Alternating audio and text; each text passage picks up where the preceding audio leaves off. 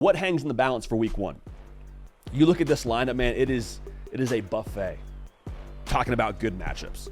And so not just a thing where we're going to talk about, oh, this is how I see the game breaking down, because we're going to do that during the Tuesday show of our week one live show. Those of y'all that have been around, you know, we do Tuesday predictions. But what's at stake for some of these games? College football fans, it's our time. If you have not yet subscribed to the On3 YouTube channel, welcome home. It's college football in the way that you want college football discussed, okay? So lock in with us. We got a big season ahead of us. We appreciate y'all for being a part of this college football sicko community. Like Georgia Clemson, I think is fascinating because Georgia, they expect to win it all.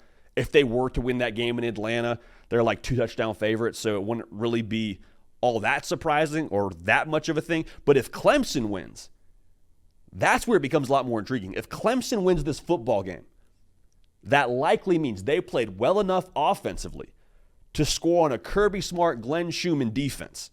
And I mean, it would be a flag plant for Dabo and co. It would feel like Clemson is back, is a funny word to use, but back in a lot of ways is kind of, I think, the vibe we would get from Clemson. But like from a macro level, looking at Georgia and Clemson, if Clemson beats Georgia, who else on their schedule is going to give them issues?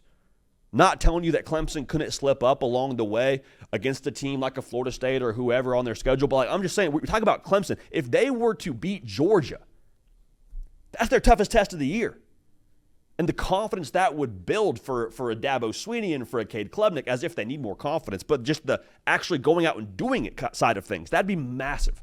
That would be absolutely massive. You cannot overstate the impact that would have on a Clemson football team. Also, just so we're on the same page here, I would owe a lot of y'all that are in Clemson, South Carolina many apologies, because I've told y'all I think Georgia's going to roll in that game. And if they don't, I will eat crow, and we'll talk about it on that Sunday. Miami at Florida is a game we're going to talk about a little bit later in this show, but you could argue this is the biggest game of the season for both of these outfits. The recruiting implications of this is obvious, like to be able to walk into a living room and have a recruit be down to Florida and Miami and say, go there if you want to, but just make sure you know that we beat the brakes off them in week one. It's a nice pitch to be able to make. Whether you actually beat the brakes off of them or not, you know, whenever you make a pitch, things kind of get amplified, so it is what it is. But the approval rating for the losing coach, I mean, post-game Twitter for this, y'all, is going to be cinema. It is. Like, it is going to be must-see television.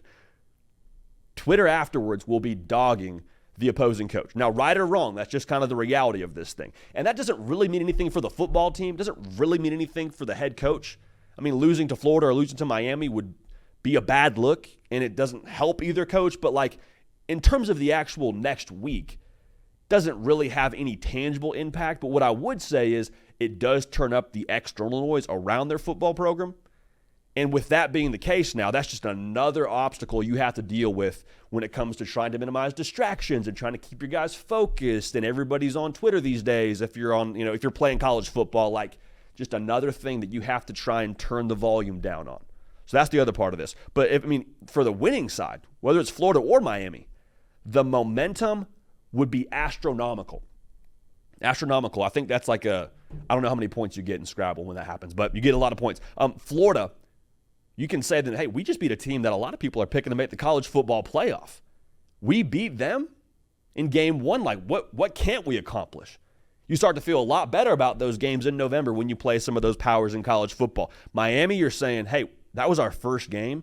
That's probably as bad as it's going to be offensively for us if we're just talking about, like, growing throughout the course of a season. That's our jumping off point. And we won in one of the toughest environments in college football. Like, what are we going to do in the future? What are we capable of doing?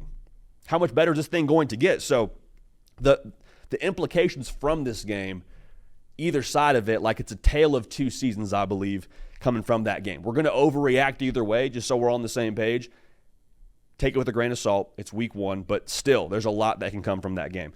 Quickly here, because we got Jesse Simonton on the other side of this. Notre Dame and A&M, big storyline game. Riley Leonard, Mike Elko, they were together at Duke. Now they're separated on different sidelines. Notre Dame on paper, they're underdogs, but like on paper, they should win this game. You got Mike Elko, his first year at A&M. You got Connor Wegman, who hasn't played a full season yet.